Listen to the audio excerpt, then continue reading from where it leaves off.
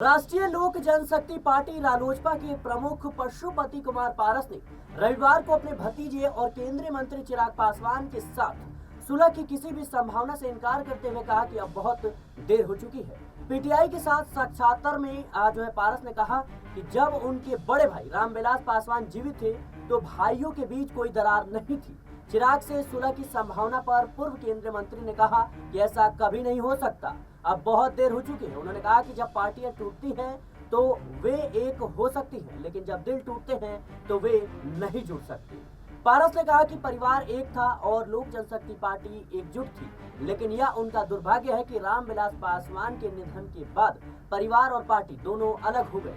उन्होंने कहा कि पार्टी में विभाजन का कारण सभी जानते हैं। पूर्व केंद्रीय मंत्री ने कहा कि करीब 3 हफ्ते पहले उन्होंने पटना में भाजपा की बिहार इकाई के प्रमुख दिलीप जायसवाल से मुलाकात की थी और उसके बाद उन्हें दिल्ली में केंद्रीय गृह मंत्री अमित शाह से मिलने का मौका मिला। उन्होंने कहा कि इस दौरान बिहार में 2025 में होने वाले विधानसभा चुनाव को लेकर चर्चा हुई। रालोसपा अध्यक्ष ने राजग की एकता पर विपक्ष खासकर एनडीए नेता तेजस्वी यादव और उनकी बहन रोहिणी आचार्य की टिप्पणियों को खारिज करते हुए कहा कि गठबंधन पूरी तरह से एकजुट है।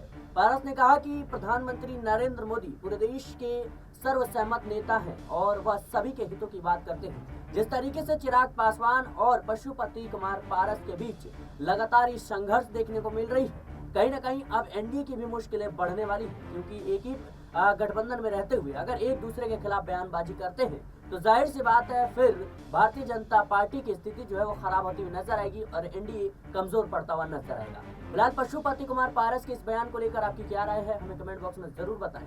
देश और दुनिया की तमाम खबरों के लिए बने रहने नेशनल पॉलिटिकल बाइट के साथ।